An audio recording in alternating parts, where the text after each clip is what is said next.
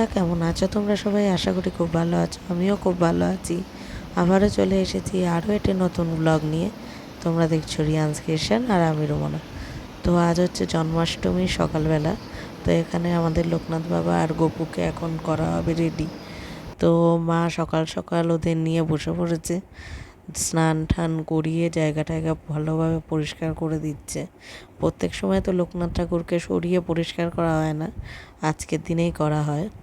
তো বিকেলে একটু আমাদের রোদ্দুরকে নিয়ে হচ্ছে ফটোশ্যুট। শুধু রোদ্দুর না, রোদ্দুরের সাথে ছিল ওর মাসিমণিও। তো দেখো আমাদের রোদ্দুরকে গোপাল সেজে কেমন লাগছে অবশ্যই জানিও। এই নিয়ে রোদ্দুর 3বার সাজা হয়ে গেছে। তো প্রত্যেকবারই ওকে দেখতে ভীষণই মিষ্টি লাগে। তো দেখতেই পাচ্ছ কুর্তির সাথে কি সুন্দর করে ছবি তুলছে, ভিডিও বানাচ্ছে। তো অবশ্যই জানিও তোমাদের কেমন লেগেছে রোদ্দুরকে সাজানো। তো ওদিকে তো মায়ের কাজগুলো করছে, আমরা ততক্ষণ বাইরে এগুলো করছিলাম, ছবি তুলছিলাম। তো এখন আমি চলে এসেছি। তো দেখতে পাচ্ছ এটা আমি বানাচ্ছি মালপোয়ার ব্যাটার, আর ওদিকে তালের বড়ার জন্য রেডি করে রেখেছি। এখানে দেখতেই পাচ্ছ যেহেতু দানা আছে তাই জন্য ভালোভাবে ফেটাতে হবে। তো এটার লিকুইড ফর্ম আরও হবে, কারণ আর একটু পাতলা না হলে মালপোয়াগুলো বেশ ফোলা ফোলা হবে না আর সফট হবে না। তো তাই জন্য আমি ভালোভাবে মালপোয়াটাকে আগে মিক্স করে এই মালপোয়ার ব্যাটারটাকে আগে মিক্স করে নিচ্ছে, তারপর একটু দুধ দিয়ে পাতলা করে নেবো। আর এটার মধ্যে আছে তালের বড়া, আর ওই কাজুটা যাবে তালের বড়ার এই ব্যাটারেই, কিন্তু ওটা যেহেতু গুঁড়ো করা হয়নি, ওটা একেবারে যখন বড়া বানাবো তখন গুঁড়ো করে ছড়িয়ে দেবো। তো এই দেখো তালের বড়ার ব্যাটারটা। তো এর মধ্যেও অনেক কিছু গেছে, নারকেল গেছে, কাজু যাবে, দুধ গেছে, ময়দা গেছে, চালের গুঁড়ো গেছে, সুজি গেছে। তো একদম গাঢ় গাঢ় করে ব্যাটারটা এবারে করেছি। তো চলো, যখন আবার রেডি করব তখন তোমাদের সাথে দেখাবো। তো এদিকে আমার মালপোয়ার ব্যাটার রেডি করা হয়ে গেছে। এবার আমি চলে এসেছি ময়দাটা মেখে নিচ্ছি, কারণ আমাদের অন্নভোগ তো হয় না, কিন্তু পরমান্ন কিন্তু হয়, পায়েস কিন্তু হয়। আর এদিকে হবে লুচি, সুজি, মালপোয়া আর তালের বড়া। তো এখানে ভালোভাবে ময়দাটা মেখে নিচ্ছি। ওদিকে গ্যাস জ্বালিয়ে বোন বসিয়ে দিয়েছে পায়েসটা। সবার আগে আমাদের পরমান্ন হয়, পায়েসটা রান্না হয়, তারপরে এক এক করে সমস্ত কিছু তৈরি হবে। তো যেহেতু আমাদের রাত 12টার সময় ঠাকুরকে ভোগ নিবেদন হয়, তো তার জন্য আমরা মোটামুটি বিকেলের পর থেকে কাজ ধরলে হয়ে যায়। তো দেখো বলতে বলতে তালের বড়া ভাজা শুরু হয়ে গেছে। এইটা নিচে আমরা করছি, কারণ উপরে ঠাকুরেরটা আলাদা ওখানে করে নিয়েছি, আর বাদবাকি যেই তালের বড়াগুলো ভাজা বাকি ছিল সেটা নিচের গ্যাসে, কারণ উপরে এত হাওয়া দিচ্ছে। আর যেহেতু স্টোভে রান্না হয়, তো প্রচণ্ড প্রবলেম হচ্ছে, স্টোভ বারবার নিভে যাচ্ছে। আর এখানে দেখো মেজো বোন কতগুলো তালের বড়া অলরেডি ভাজা হয়ে গেছে, আর কিছুটা আছে, সেইটুকুনি আমি করে নেব। তো চলো তালের বড়াগুলো তাড়াতাড়ি ভেজে নিই, নাহলে বেশি লাল হয়ে গেলে খেতে কিন্তু একদম ভাল লাগে না, আর প্রচণ্ড শক্ত হয়ে যায়। তো চলো তাড়াতাড়ি এগুলোকে ভেজে নিয়ে তৈরি হয়ে গেছে। এবার আমি চলে এসেছি ফল কেটে নিতে। তো এখানে 5 রকমের ফল অল্প অল্প করেই কাটছি, কারণ এখন তো প্রসাদ দেওয়ার জন্য লোক নেই, যেহেতু ঠাকুরকে 5 রকম ফলই দিতে হবে। তো এখানে আমি 5 রকমের ফল একটা একটা করে কেটে নিচ্ছি। এরপর ঠাকুরকে সাজাবো, স্নান করাবো, অনেক কাজ আছে। তো চলো তাড়াতাড়ি ফলটা কেটে নিই, আর দেখতে দেখতে সময় চলে আসছে। এখনও গোপালকে আর একবার স্নান করিয়ে তারপর ভোগ নিবেদন করব আমরা। আমার কাটা হয়ে গেছে, এবার খোসাগুলোকে আগে ফেলে দেব, তারপরে বসবো, গোপালকে স্নান টান করাবো, করিয়ে তারপরে ভোগ নিবেদন করব। তো চলো আগে ঠাকুরকে, দেখো লোকনাথ বাবাকে কি সুন্দর সাজিয়ে দেওয়া হয়েছে। একটা ফুলের মুকুট আনতে বলা হয়েছিল, কিন্তু ওটা আর আনা হয়নি। তো তাই জন্য লোকনাথ বাবাকে যে মালাটা এনেছিল অনেকটা বড় যেহেতু হয়ে গেছিলো, সামনে ওরমভাবে গোল করে সাজিয়ে দেওয়া হয়েছে। তাহলে চলো এবার ঠাকুরকে আগে স্নান টান করিয়ে নিই, তারপর আবার আসছি তোমাদের কাছে। তো সমস্ত কিছু হয়ে গেছে, 12টা বাজতে যায়।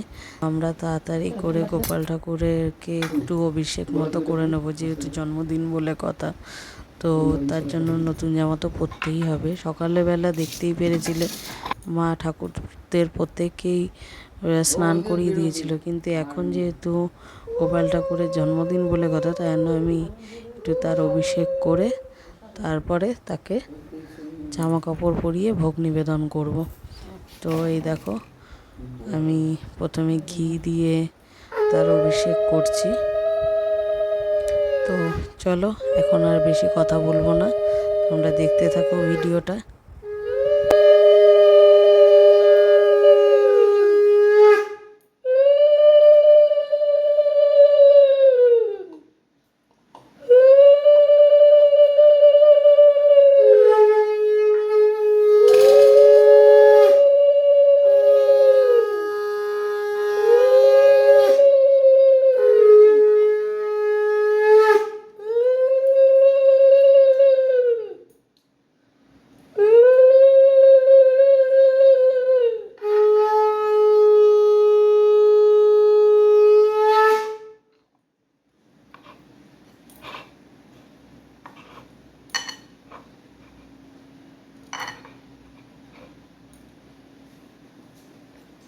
গঙ্গা জল লাস্টে গঙ্গা জলটা লেগে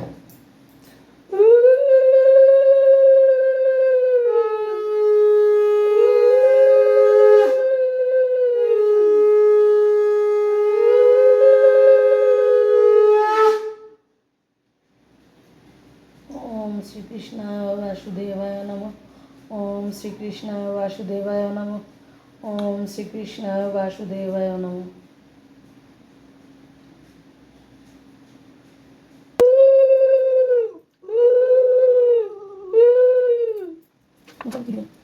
এটা কি মুছে?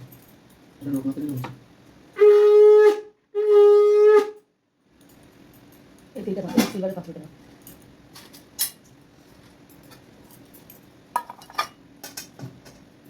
ওটা যে অরেঞ্জ কালার তো আপনি আছে ওটা পরে এটা পরে কি দিতে হবে? নিচ থেকে রুগীকে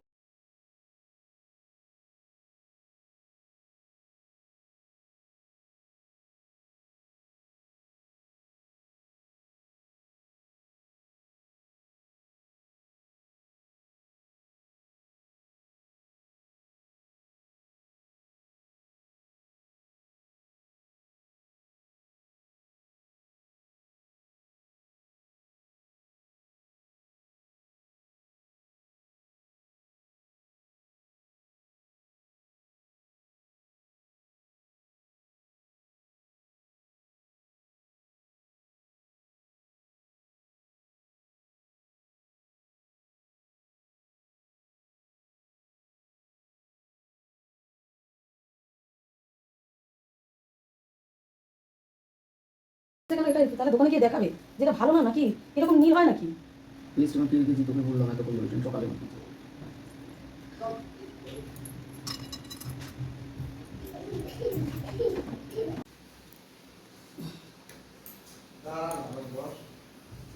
বসবেন না এখানে বসবেন এখানে রবি ওই যে তোমার পেছনে দেখো পেরিকল রয়েছে জানলা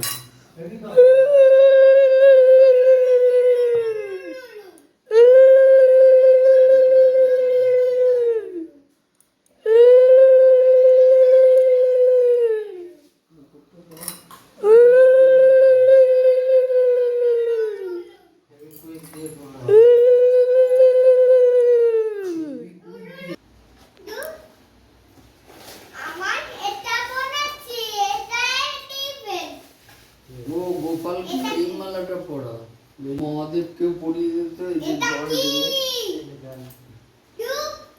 অনেক উপরে ঠিক আছে ও ভালো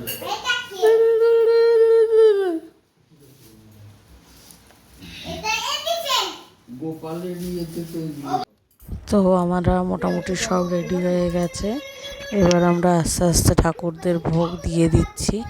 এটা হচ্ছে লোকনাথ বাবাকে দেওয়া আমিত্তি আর কালোজাম। লোকনাথ বাবার খুব পছন্দের মিষ্টি, তাই জন্য এই দুটো ওর প্রত্যেক পুজোতেই আনা হয়। তো আস্তে আস্তে সবাইকে সাজিয়ে দেবো। ওদিকে মা গোপালকেও দিয়ে দিয়েছে, তার সাথে আছে চকলেট আর মাখন।